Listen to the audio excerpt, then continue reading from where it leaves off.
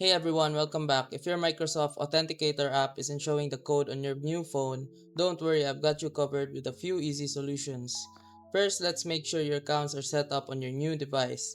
Head over to the Microsoft Account Security page. You'll find the link on your screen right now. Sign in and go to Advanced Security Options. From there, remove your old device and add the new one.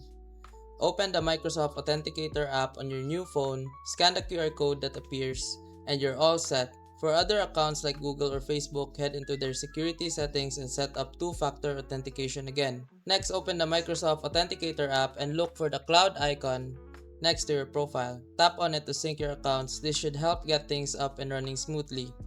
Now let's make sure the time on your phone is synced properly. Incorrect time can prevent the codes from showing. Go to your phone's settings and find date and time and turn on automatic date and time and automatic time zone. This should fix any time related issues.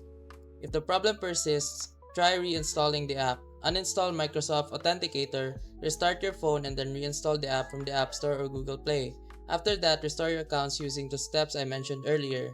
And that's it. Hopefully this fixed the issue. And remember, if this video helped you fix something or saved you from wasting money, here's an easy way to support the channel.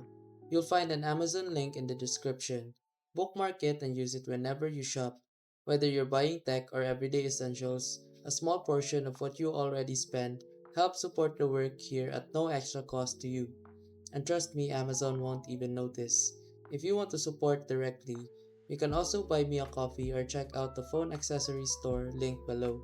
Totally optional. That's it. Thanks for the support. Stay sharp and I'll see you in the next video.